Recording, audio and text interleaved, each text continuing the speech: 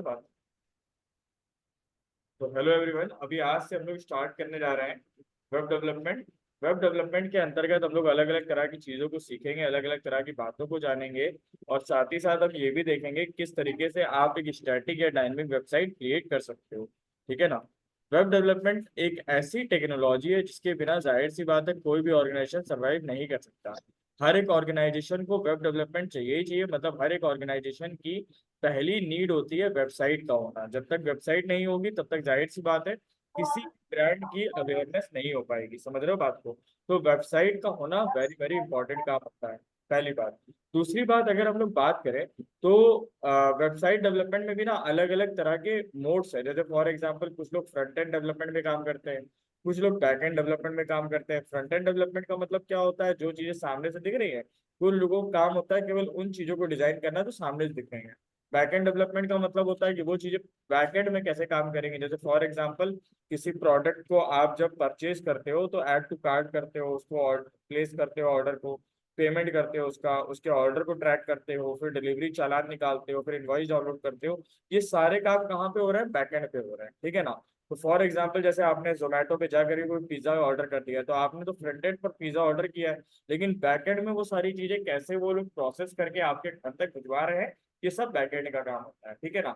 हम लोग इस कोर्स को बेसिकली बहुत अच्छे से करने वाले हैं और साथ ही साथ इस कोर्स के अंतर्गत अलग अलग तरह के कई सारे प्रोजेक्ट्स भी मैं आप लोगों को बनवाऊंगा ताकि आप लोगों को क्लियरिटी और भी ज्यादा आ सके। वेब डेवलपमेंट की बात करी जाए या फिर मैं इसको एक शब्द दे दूं, full stack website development, full stack web development. इसके अंदर टोटल 5 टेक्नोलॉजीज को हम लोग सीखने वाले हैं। कौन कौन सी? HTML, CSS, जावास्क्रिप्ट, PHP और MySQL। HTML से क्या होगा, CSS से क्या होगा, जावास्क्रिप्ट से, PHP से, MySQL से, किन चीजों से क्या होने वाला है, ये सब चीजें धीरे धीरे आप जैसे आगे बढ़ते जाओगे आपको समझ में आता जाएगा। ठीक है ना। तो लगभग लगभग इस पूरे कोर्स को समझने के लिए, पढ़ने के लिए 3 to 4 मंथ्स का अच्छा टाइम लगेगा। साथ ही साथ एक्सपर्टाइज के लिए आपको और भी टाइम देना पड़ेगा। सबसे पहले अगर अपने बारे में इंट्रोडक्शन दे दिया जाए, अंकित गुप्ता नाम है मेरा और बेसिकली हम लोग लगभग पिछले 6 साल से ये ट्रेनिंग्स देने का ही काम कर रहे हैं। 2018 में लक्ष्य सॉल्यूशंस बनाया था हमने और 2018 से 2024 आ गया, तो लगभग 6 सालों में केवल हम लोग का यही काम रहा है, IT training, coding, programming, development, digital marketing. ठीक है ना। तो पहले तो एक्चुअल में हम काम पढ़ाने के साथ साथ क्लाइंट्स को भी हैंडल करते थे, लेकिन अब एक्चुअल में स्टूडेंट्स का ही डेटाबेस इतना ज्यादा हो गया मेरे पास कि क्लाइंट्स को हैंडल करने का टाइम मेरे पास बचता ही नहीं, तो मैं अब क्लाइंट्स को हैंडल ही नहीं करता हूँ। समझ रहे हो ना बात। अगर कोई क्लाइंट या कोई क्वेरी आती भी तो अपने स्टूडेंट से बात देते। ठीक। तो सबसे पहली बात है कि आप लोगों को मेरे बारे में जानना जरूरी था कि हमारे जो ट्रेनर है वो हमको क्या कराने वाले हैं। अब अगर बात करी जाए तो वेबसाइट डेवलपमेंट के कुछ इंपॉर्टेंट से की पॉइंट्स है, जैसे कि फॉर एग्जांपल ये जो 8 पॉइंट्स आपकी स्क्रीन पर आप देख रहे हो, इन सारे ही 8 पॉइंट्स के बारे में पहले हम लोग बात करेंगे, फिर हम लोग चीजों को थोड़ा आगे बढ़ाएंगे। फॉर एग्जांपल वेब डिजाइनिंग क्या है या इंटरनेट किसे कहते हैं, WWW क्या है, वेबसाइट क्या है, URL क्या है, डोमेन होस्टिंग, SSL सर्टिफिकेट, इन सारी चीजों के बारे में बातचीत करेंगे, तभी हम लोग को आगे की कहानी समझ में आएगी। अगर बात करी जाए, हम कम शब्दों में बात करें तो आपसे मैं सिंपल सी बात अभी पूछूंगा, व्हाट इज वेबसाइट? वेबसाइट का मतलब क्या है, वेबसाइट किसे कहते हैं? तो आपका कम शब्दों में आंसर ये होना चाहिए कि sir website is a collection of web pages. Website क्या होती है सर? वेब पेजेस का कलेक्शन होती है। वेब पेजेस किसे कहते हैं? वेब पेजेस का मतलब होता है, वेब का मतलब होता है इंटरनेट, यानी एक ऐसा पेज जो कि इंटरनेट के ऊपर दिखेगा, हम उसको वेब पेज बोलेंगे। समझिएगा बात को।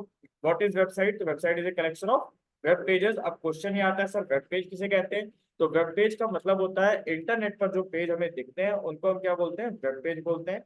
अगर देखोगे आप तो नीचे आपको लिखा हुआ दिख भी जाएगा व्हाट इज वेब पेज। तो web page is internet based visible pages, मतलब those pages which can be visible on internet are known as web page. ठीक है।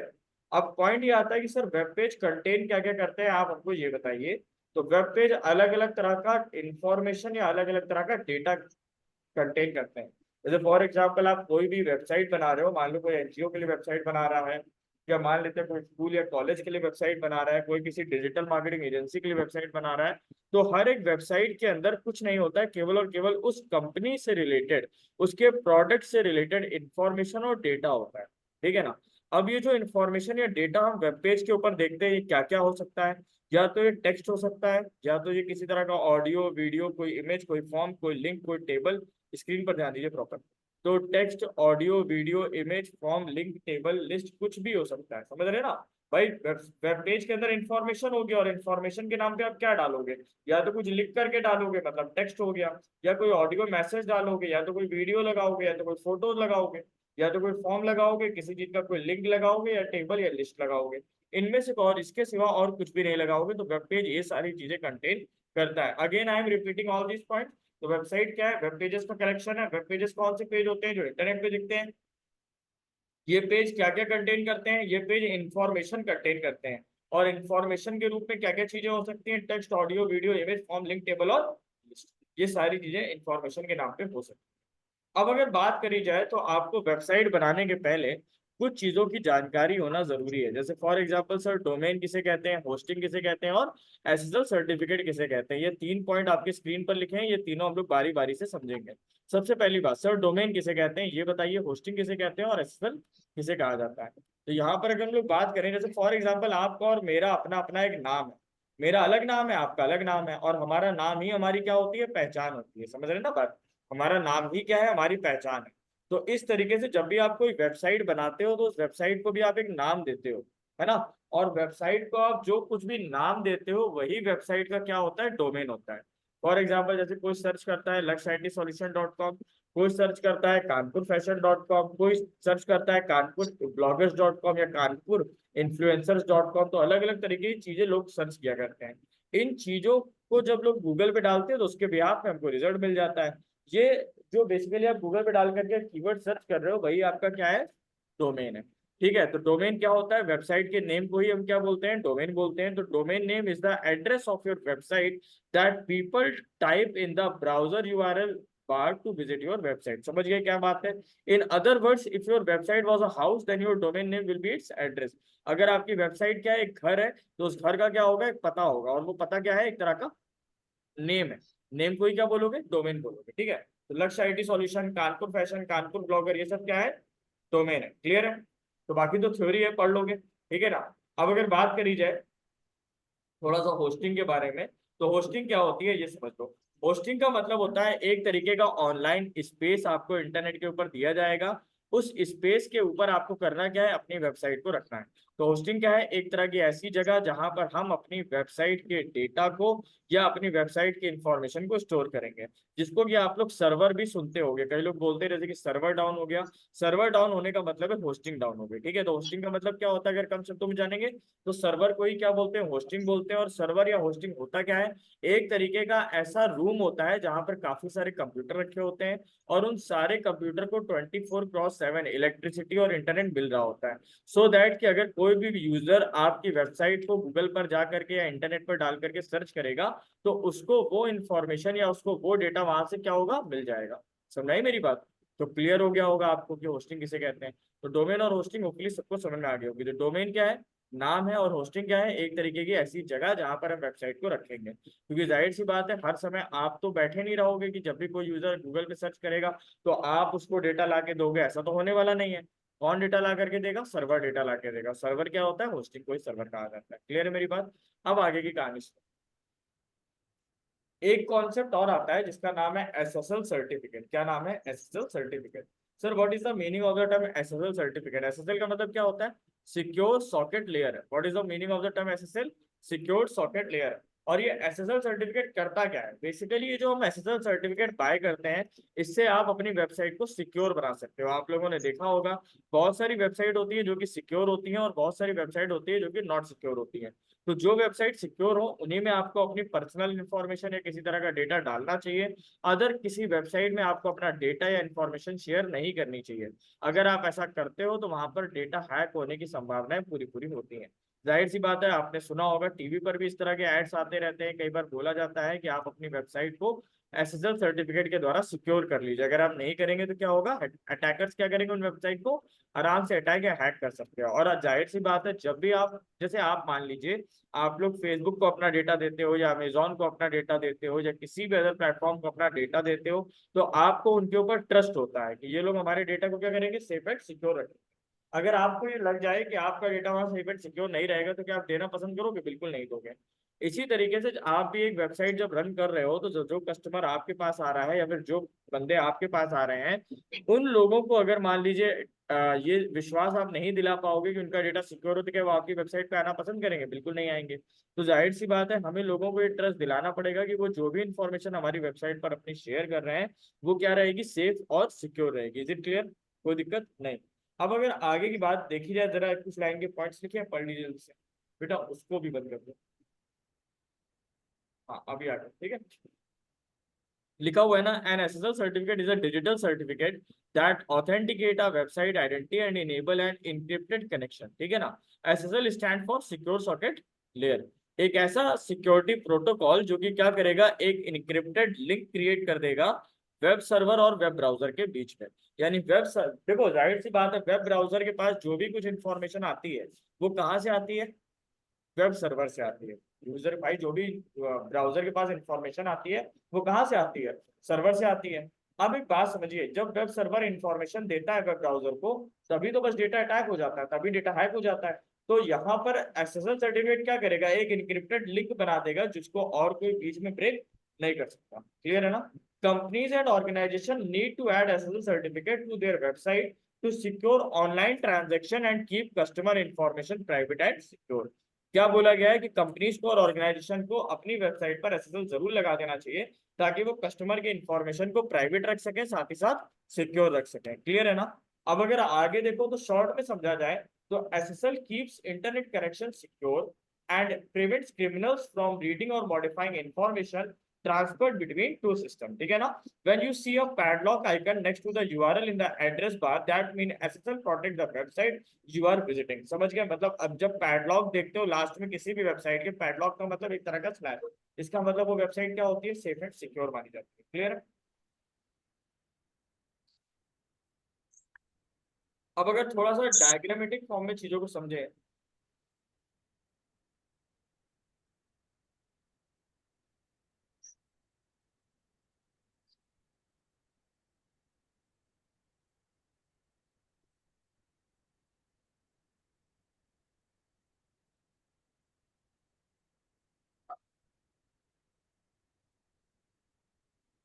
एक बार होल्ड करना जरा।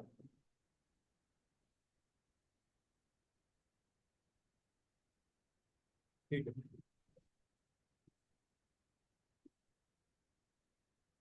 अब अगर थोड़ा डायग्रामेटिक फॉर्म में चीजों को समझोगे ना तो चीजें ज्यादा समझ में। फॉर एग्जाम्पल मान लीजिए ये हमारा कोई यूजर है, ठीक है ना। और इस यूजर को कोई भी डेटा या किसी तरह की कोई भी इंफॉर्मेशन क्या करनी है, सर्च करनी है, ठीक है ना। अब ये जो यूजर अपनी इंफॉर्मेशन को सर्च करना चाहता है, ये सबसे पहली बात अपनी क्वेरी डालेगा कहाँ पे, बोलो भाई? वेब ब्राउजर, ठीक है ना। तो जाहिर सी बात है, यूजर ने क्या करा, रिक्वेस्ट डाली कहाँ पे, एक डायग्राम बनाते जाइए, क्योंकि मैं अगर टूल्स के द्वारा बना रहा हूँ तो बहुत रफली बनने वाला है। थोड़ा लिखते जाओ, एक डायग्राम, पेन पेपर उठा लो, पेन पेपर ले लो सभी लोग।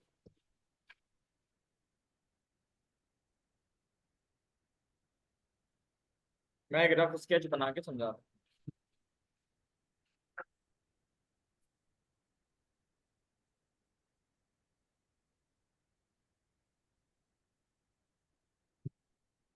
यूजर बेसिकली क्या करता है, रिक्वेस्ट डालता है कहाँ पे, वेब ब्राउजर पर, ठीक है ना। ये मान लेते हैं हमारा कोई वेब ब्राउजर है, इसके नीचे एक हेडिंग लगा लेना, क्या, वेब ब्राउजर, ठीक है। इसके नीचे हेडिंग लगा लो वेब ब्राउजर।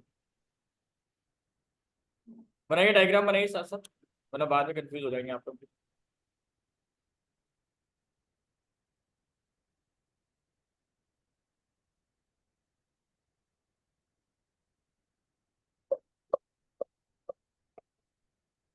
ठीक है ना। अब एक चीज समझो, यूजर ने रिक्वेस्ट डाली ब्राउजर पे, ब्राउजर के पास तो कोई इन्फॉर्मेशन होती ही नहीं है। ब्राउजर इन्फॉर्मेशन कहाँ से लाके देता है, हाँ, सर्वर से, हाँ है ना। तो सर्वर। बेसिकली सर्वर बनाते हैं। ये मान लीजिए हमारा क्या है, सर्वर। यहाँ अंदर लिख लेना वेब सर्वर, सेलेक्ट कर लो। This one is our web server, ठीक है। अब इसके बाद एक बात बताओ, सर्वर के पास क्या कोई इन्फॉर्मेशन होती है, सर्वर के पास भी इन्फॉर्मेशन नहीं होती है, ठीक है ना। सर्वर जो इन्फॉर्मेशन लाके देता है, पता है कहाँ से लाके देता है, बताओ? डेटाबेस। सर्वर इंफॉर्मेशन कहाँ से लाता है? Database. This one is your database.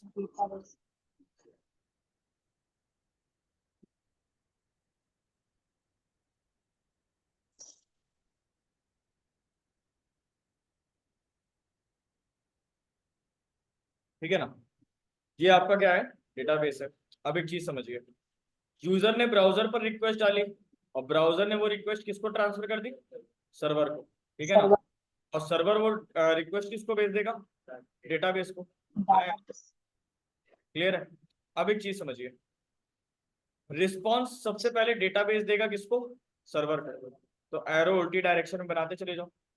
Response database ने किसको दिया? सर्वर को। वेब सर्वर ने रिस्पॉन्स किसको दिया? ब्राउजर को।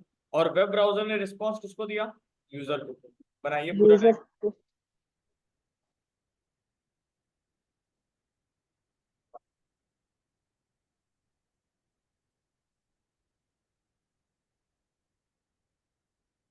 अब आगे की कहानी समझो।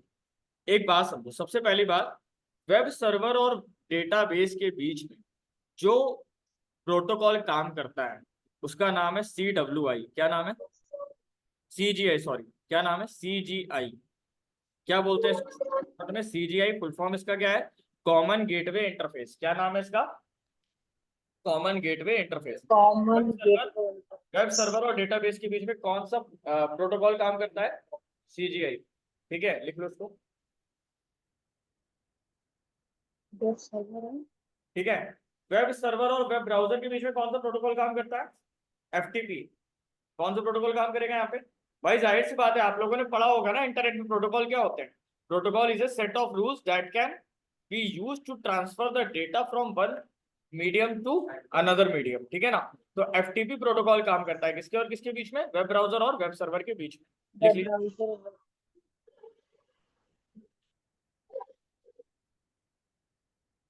हो गया?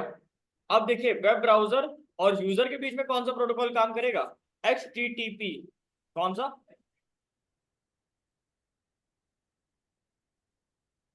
सॉरी, एक मिनट, ये गलत हो गया है। एक काम करिए आप, हमने उल्टा लिख दिया। असल में बात यह है, आप यहाँ पर एक काम करिए, यहाँ पर HTTP डालिए।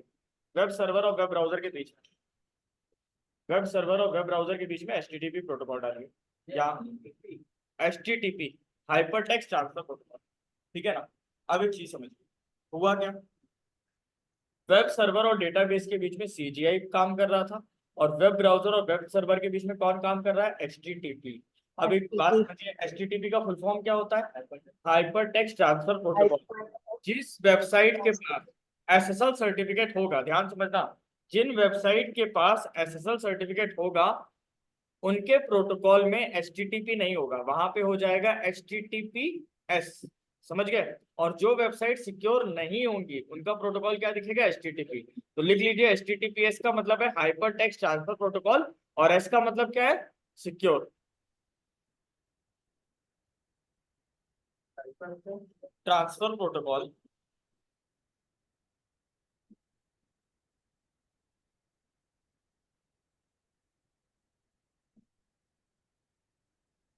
भाई आप लोगों ने दो बातें समझी, सबसे पहले HTTP समझा और HTTPS को समझा, हाँ है ना? दोनों में क्या डिफरेंस है? ये हो गया आपका हाइपर टेक्स्ट ट्रांसफर प्रोटोकॉल। ठीक है ना? और ये भी आपका क्या हो जाएगा? Transfer protocol. और इसमें क्या लिखेंगे आप आगे? सिक्योर। ठीक है? और ये कब मिलता है आपको? जब आप SSL सर्टिफिकेट को क्या करते हो? इंटीग्रेट करते हो किसके साथ में? वेबसाइट के साथ। कोई दिक्कत?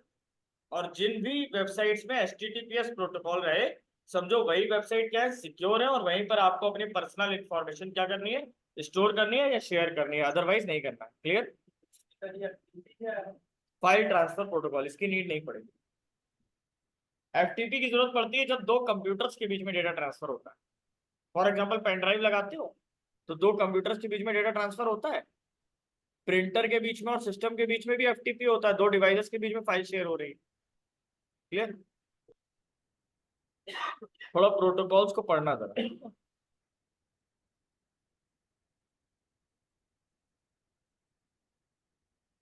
आगे की बात करते हैं।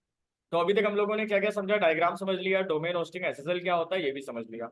अब आप लोग एक चीज समझिए, जब भी कभी आप डोमेन बाय करेंगे तो डोमेन बाय करते समय आपको लगभग ये 5 से 6 टिप्स मेरी स्क्रीन पे लिखी हुई हैं, आपको इनको फॉलो करना है। सबसे पहली बात, match with to your business keyword. आप जो भी डोमेन का नाम रख रहे हो कोशिश करो कि वो आपके बिजनेस कीवर्ड के साथ में क्या करे, मैच करे। फॉर एग्जाम्पल मैं कह रहा हूँ मेरा वेबसाइट है lakshyaitsolution.com के नाम से, बिजनेस भी मेरा लक्ष्य आईटी सॉल्यूशंस के नाम से। अगर मेरा बिजनेस होता है लक्ष्य आईटी सॉल्यूशंस के नाम से और मेरी वेबसाइट होती है लक्ष्य अकेडमी के नाम से, इज इट लुकिंग गुड? क्यों? क्योंकि कस्टमर तो मुझे जो मतलब मेरे जो स्टूडेंट्स हैं या फिर मेरे जो क्लाइंट्स हैं वो मुझे जानते हैं कि सर का ब्रांड है लक्ष्य आईटी सॉल्यूशन के नाम से। तो उनको तो मुझे बताना पड़ेगा ना कि मेरी वेबसाइट लक्ष्य अकेडमी के नाम से है। और अगर नहीं बताएंगे तो क्या होगा, मेरे क्लाइंट्स क्या हो जाएंगे, कम हो जाएंगे। क्यों भाई? जाहिर सी बात है वो ढूंढेंगे, मैं इंटरनेट पे मिलूंगा ही नहीं, जबकि मैं तो इंटरनेट पे हूँ। बस इंटरनेट पे होना इंपॉर्टेंट नहीं है, सही नाम के साथ इंटरनेट पे होना इंपॉर्टेंट है। क्लियर है कि नहीं? तो जब भी आप कभी कोई डोमेन का नाम चूज करें तो आप क्या करिए, बिजनेस कीवर्ड मैच करके रखिए। कीप इट शॉर्ट स्टूपिड, मतलब जो भी डोमेन का नाम रखिए वो क्या होना चाहिए, छोटा होना चाहिए। फॉर एग्जाम्पल मैं कह रहा हूँ कि अगर मेरी 3 ब्रांचेस होती तो क्या मैं ब्रांच का नाम ऐसे रख, मतलब वेबसाइट का नाम क्या ऐसे रखता, लक्ष्य आईटी सॉल्यूशन कानपुर.com या लक्ष्य आईटी सॉल्यूशन लखनऊ.com? ये बहुत लंबा हो जाएगा, सही है ना? अवॉइड नंबर एंड हाइफन्स, कभी भी वेबसाइट का जो डोमेन रखिए तो नंबर को और हाइफन को क्या करिए, अवॉइड कर दीजिए। ये क्या मतलब होता है, समझते हैं बात का? नंबर और हाइफन कहते किसे? फॉर एग्जांपल जैसे मेरी 2 ब्रांच है तो क्या मैं ये थोड़ी रख दूंगा लक्ष्य आईटी सॉल्यूशन 1.com लक्ष्य आईटी सॉल्यूशन 2.com? पता ही नहीं चलेगा 1 वाली कौन सी है और 2 वाली कौन सी। तो नंबर कभी भी यूज नहीं करना चाहिए। Be memorable and easy to type, जो भी डोमेन का नाम रखो ना वो कुछ ऐसा रखो कि मेमोरेबल हो, मतलब याद रखने के लायक हो और साथ ही साथ टाइप करने में भी इजी हो। जैसे अमेजोन में केवल अमेजोन है, नाइकी में सिर्फ नाइकी है, एडिडास में सिर्फ एडिडास है, आया ना? गोडैडी में भी सिर्फ गोडैडी है, होस्टिंगर में सिर्फ होस्टिंगर है। तो मेमोरेबल रहना चाहिए, साथ ही साथ टाइप करने में भी क्या होना चाहिए, इजी होना चाहिए। Use appropriate domain name extension, कह रहा है कि डोमेन नेम एक्सटेंशन भी क्या करो, सही से यूज करो। अब ये क्वेश्चन आता है कि सर डोमेन एक्सटेंशन किसे कहते हैं? ये होते हैं बेटा डोमेन एक्सटेंशन। जरा ध्यान से समझो इसको। जैसे फॉर एग्जाम्पल आप लोगों ने देखा होगा कई वेबसाइट के पीछे डॉट कॉम होता है, कई के पीछे डॉट इन्फो डॉट नेट, इस तरह के अलग अलग डोमेन आप लोग देखते हो कि नहीं देखते हो, बताओ अच्छा। सबसे पहली बात, अगर किसी वेबसाइट के डोमेन में आप देख रहे हो डॉट इन, तो डॉट इन का मतलब क्या है,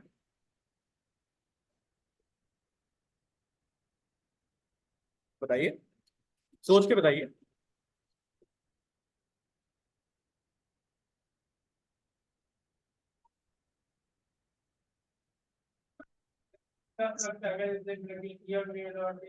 हाँ, बिल्कुल सही बात है। कंट्री स्पेसिफिक मतलब जैसे फॉर एग्जांपल डॉट इन है या डॉट एयू है या डॉट यूके है डॉट पीके है, ये क्या है, कंट्री स्पेसिफिक है। मतलब डॉट इन का मतलब इंडिया, डॉट एयू मतलब ऑस्ट्रेलिया, डॉट यूके मतलब यूनाइटेड किंगडम, डॉट पीके का मतलब पाकिस्तान, डॉट सीए का मतलब कनाडा। आप समझो मेरी बात। जैसे फॉर एग्जाम्पल मैं कह रहा हूँ किसी वेबसाइट के पीछे डॉट इन लगा है तो इसका मतलब इंडिया हुआ। अब मुझे ये क्वेश्चन जरा सोच करके बताओ कि क्या वो वेबसाइट केवल इंडिया में खुलेगी, इंडिया के बाहर नहीं खुलेगी? खुलेगी। खुलेगी। Very good. इससे केवल ये पता चलता है कि वो जो कंपनी है वो कहाँ की है, इंडिया की है। भाई जाहिर सी बात है कि जब हम किसी भी वेबसाइट के पीछे कंट्री स्पेसिफिक एक्सटेंशन लगाते हैं तो क्या होता है, तो इससे होता सिर्फ इतना है कि हमें ये पता चलता है कि वो कंपनी किस देश की है, किस कंट्री को रिप्रेजेंट कर रही है और उसमें किस कंट्री के प्रोडक्ट हमको मिलेंगे, सही ना? फॉर एग्जाम्पल अमेजोन वालों की एक वेबसाइट है अमेजोन.इन के नाम से।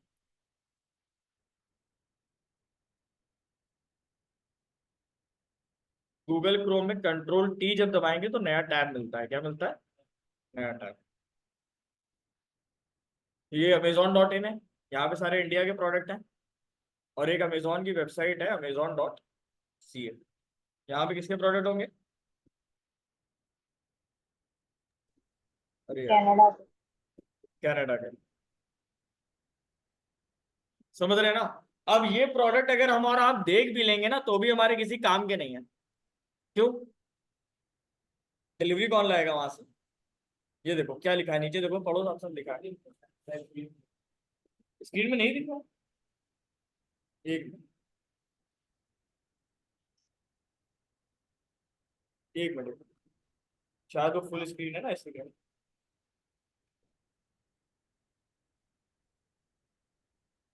अभी ठीक है ना?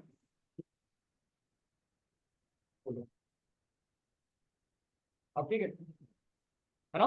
ये अमेजोन की इंडिया की वेबसाइट है, यहाँ पे देखो साफ साफ लिखा होगा नीचे इंडिया, लिखा है ना, ये देखो।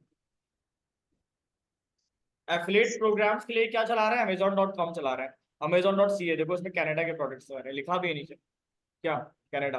अब इसमें जो प्रोडक्ट दिख भी रहे हैं वो भी हमारे किसी काम के नहीं है, वहां से डिलीवरी कौन ला के देगा। समझ रहे हैं ना मुद्दे की बात। तो कुल मिला के समझ में आ गया होगा आपको। डॉट कॉम का मतलब क्या होता है, कॉमर्शियल। मतलब वो वेबसाइट क्या है, कॉमर्शियल है, किसी ऑर्गेनाइजेशन की, किसी कंपनी की वेबसाइट क्या लिख सकते हो, डॉट कॉम रखो, ज्यादा बेटर है।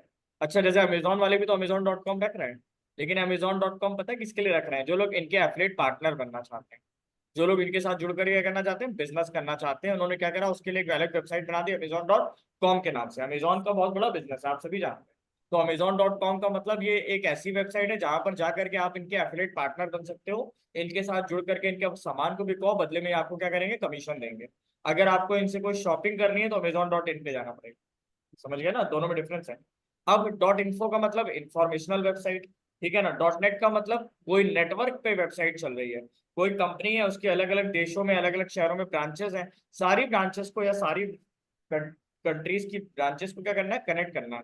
तो क्या करेंगे इसके लिए, ये .net रख लेंगे, है ना, जिससे पता चले कि ये जो कंपनी एक नेटवर्क पे काम कर रही है। .org का मतलब नॉन कॉमर्शियल ऑर्गेनाइजेशन, जो ऑर्गेनाइजेशन क्या है, कॉमर्शियल नहीं है, ठीक है, नॉन, जैसे एनजीओ वगैरह, नॉन प्रॉफिट, ठीक है ना। बिजनेस स्पेसिफिक, तो ये तो बिज कभी सुना भी नहीं होगा। पर्सनल साइट्स, जैसे पोर्टफोलियो के लिए, पोर्टफोलियो बनाते हैं ना लोग अपना अपना, आजकल रिज्यूमे के चलन तो गया, लोग अपने अपने क्या करते हैं, पोर्टफोलियो बनाते हैं, कंपनीज को शेयर करते हैं। तो .me ले सकते हो, सस्ता आता है, 200-250 रुपए का आता है। जैसे फॉर एग्जाम्पल तुम्हारा नाम है आयुष, तुमने लिख दिया www.ayush.me, समझ गए ना। तो तुम्हें कोई भी कंपनी सर्च कर सकती है www.ayush.me डाल के, तुम्हारा पूरा प्रोफाइल खुल जाएगा। समझ गए ना। .co का मतलब कंपनी, कम्युनिटी या कोचिंग। क्लियर है। तो समझ में आ गया ना अलग अलग डोमेन एक्सटेंशंस के बारे में। तो अभी हम लोग जो डोमेन की टिप्स ले रहे थे, उसमें पांचवी टिप क्या थी, कि एक अच्छा टीएलडी यूज करो। ठीक है ना, एक अच्छा टीएलडी यूज करने का मतलब क्या है, कि जो भी तुम लोगों ने टीएलडीज अभी पढ़े हैं, टीएलडी का फुल फॉर्म क्या है, नहीं पढ़ा, टॉप लेवल डोमेन, या इसको हम डोमेन एक्सटेंशन भी बोलते हैं। मतलब या तो टीएलडी बोल सकते हो, या तो क्या बोल सकते हो, टीएलडी, टीएलडी बोल सकते हो, या डोमेन एक्सटेंशन बोल सकते हो। क्या बोलेंगे, टीएलडी या फिर, टीएलडी का मतलब टॉप लेवल डोमेन। दिख गया, समझ में आ रहा है, टॉप। क्या मैं समझा पा रहा हूँ, हाँ? समझा तो पा ही रहे हैं, पहली बार थोड़ी पढ़ा रहे हैं, ठीक। अब आगे थोड़ा हम लोग समझते हैं किसको, यूआरएल को। यूआरएल का मतलब क्या होता है, यूनिफॉर्म रिसोर्स लोकेटर। हर एक चीज का अपना अपना एड्रेस होता है, और हर एक चीज का अपना अपना क्या होता है, लिंक होता है। उस लिंक को ही हम लोग क्या बोलते हैं, यूआरएल। समझ गए ना। अब एक बात बताओ, जब वेब ब्राउजर पर डेटा आता है तो कौन कहाँ से आता है, सर्वर से आता है। सर्वर पे डेटा कहाँ से आता है, डेटाबेस से आता है। डेटाबेस और सर्वर के बीच में कौन सा प्रोटोकॉल था, सीजीआई। और सर्वर और ब्राउजर के बीच में क्या था, एचटीटीपी या फिर एचटीटीपीएस, ठीक है ना। तो एक बात बताओ, देखो यूआरएल के स्ट्रक्चर को समझना, सबसे पहले क्या लिखा होता है, एचटीटीपीएस लिखा होता है, हाँ या ना। फिर क्या लिखा होता है, www.designpowers.com, मान लो ये वेबसाइट का पूरा नाम है, slash category slash post name. Category किसे कहते हैं, जैसे फॉर एग्जांपल अबाउट अस के पेज पे हो, या फिर हम कह रहे हैं कॉन्टेक्ट अस के पेज पे हो, या फिर हम कह रहे हैं प्राइवेसी पॉलिसी के पेज पे हो, तो यूआरएल के आगे उसी पेज का नाम आने लगता है कि नहीं आने लगता है, हाँ या ना। तो देखो, ये सबसे पहले जो यूआरएल में लिखा है ये क्या है, तुम्हारा प्रोटोकॉल है। स्क्रीन पर ध्यान दीजिए, सबसे पहले ये जो आपका लिखा है ये आपका क्या है, प्रोटोकॉल है। www को क्या बोलते हैं, सब डोमेन, क्योंकि ये एक ऐसा एनजीओ है या फिर एक ऐसा कंसोर्टियम है जिसके पास दुनिया की सारी वेबसाइट्स का क्या है, कलेक्शन है। ठीक है ना। जैसे आधार कार्ड केवल एक ही डिपार्टमेंट बनाता है पूरे देश का, पैन कार्ड एक पूरे देश का एक ही डिपार्टमेंट बनाता है, पासपोर्ट पूरे देश का एक ही डिपार्टमेंट बनाता है, तो दुनिया की सारी वेबसाइट भी एक ही डिपार्टमेंट रखता है। उस डिपार्टमेंट का नाम क्या है, www, ठीक है। www। design.com क्या है, ये मेरी वेबसाइट का नाम है। designpowers.com, ये जो लिखा हुआ देख रहे हो, इस पूरे को तुम लोग क्या बोलोगे, have any idea, this is known as your domain. इसको क्या बोलोगे, ये पूरा क्या है, designpowers.com क्या है, तुम्हारा डोमेन है, जिसमें कि डिजाइन पावर्स क्या है, रूट डोमेन है, और .com क्या है, टीएलडी है। या फिर शॉर्ट में समझो तो designpower.com जो लिख रहे हैं वो पूरा मेरा डोमेन है, ठीक है। डिजाइन पावर्स को बोलोगे डिजाइन डोमेन नेम, और .com को बोलोगे डोमेन एक्सटेंशन। क्लियर है, लिख लो कहीं कॉपी में, वरना भूल जाओगे। जल्दी से लिख लो। ये पूरा डायग्राम जैसे बना है वैसे ही बना लो, लेबलिंग के साथ बना लो, ठीक है। और जो शब्द मैंने बोले वो भी लिख लो। रूट डोमेन को डोमेन नेम बोलते हैं और टीएलडी को डोमेन एक्सटेंशन बोलते हैं।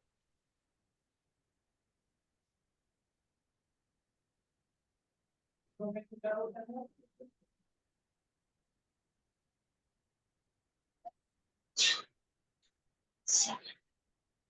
तो मेरा एक कॉन्सेप्ट रहता है कि जब भी आप किसी टॉपिक को या किसी सब्जेक्ट को पढ़े ना, तो सबसे पहले you have to get the proper knowledge of theory concept. एक बार को जब आप उसको उसकी थ्योरी कॉन्सेप्ट अच्छे से आ जाएंगे ना, तो प्रैक्टिकल में मजा आता है।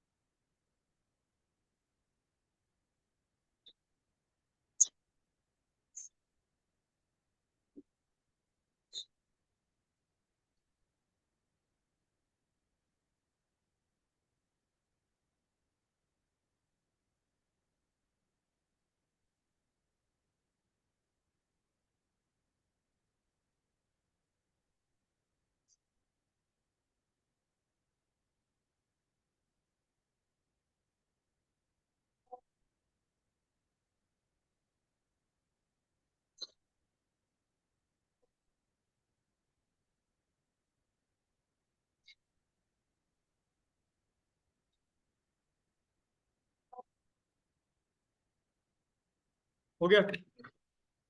अब सुनो, यूआरएल भी दो तरह के होते हैं, एक होता है एब्सोल्यूट यूआरएल और दूसरा होता है रिलेटिव यूआरएल, ठीक है। एब्सोल्यूट या रिलेटिव का मतलब क्या? एब्सोल्यूट का मतलब ये होता है कि जैसे फॉर एग्जांपल जब कोई यूआरएल, ठीक है ना, आप किसी दूसरे का उठा के डालते हो तो वो एब्सोल्यूट होता है। देखो ध्यान से पढ़ लो जरा। The main difference between absolute and relative path is that absolute URL always include the domain name of the site. Relative link show the path to the file और refer to the file itself. जैसे for example आपने अपने computer की कोई file उठा ली और उसका आप लिंक देख रहे हो तो वो रिलेटिव होता है। और जब आप गूगल का कोई लिंक देखते हो तो वो क्या होता है? एब्सोल्यूट होता है। ठीक है ना, मैं एक बार जरा प्रैक्टिकली बता देता हूँ।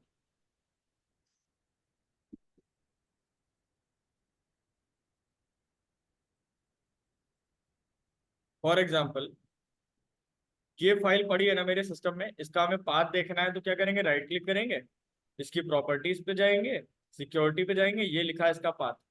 ये कैसा यूआरएल है? रिलेटिव। ये कैसा यूआरएल है? रिलेटिव। क्यों? क्योंकि मतलब लोकल फोल्डर में है, ठीक है। और जब इंटरनेट का कोई दिखाते हैं तो वो क्या होता है? एब्सोल्यूट। ठीक है ना, शब्दों में कंफ्यूज मत होना। ये यूआरएल कैसा होगा? Absolute URL. क्लियर है? अच्छा एक बात और समझो, ये पूरा तुम्हारा यूआरएल है, हाँ है ना। और अब देखना, जैसे मैंने यहाँ से लीगल पे क्लिक किया, देखो आगे क्या लिख के आ गया, लीगल डॉट एएसपीएक्स आ गया। ये लीगल डॉट एएसपीएक्स को लेबलिंग के अनुसार क्या बोलोगे? कैटेगरी। हाँ है ना। और इसमें भी किसी एक पर्टिकुलर सेक्शन में जाएंगे, देखो आगे हैशटैग लिख के आया। क्यों? क्योंकि कोई फाइल लिंक नहीं थी, इसको क्या बोलोगे? स्लग। समझ गए? जैसे फॉर एग्जाम्पल ब्लॉगिंग वेबसाइट देखते हो, फॉर एग्जाम्पल हमने गूगल पे जाके सर्च किया how to make cake at home, ठीक है ना। तो कई सारे ब्लॉगर्स होंगे जिन्होंने अपनी वेबसाइट दी होंगी, तो ये खुल गया ना। ये देखो, ये है कैटेगरी और ये है उनका स्लग और ये है उनकी पोस्ट का नाम। समझ गए क्या क्या होता है? कैटेगरी होता है, फिर स्लग होता है, फिर क्या होता है? Post name. ठीक है ना।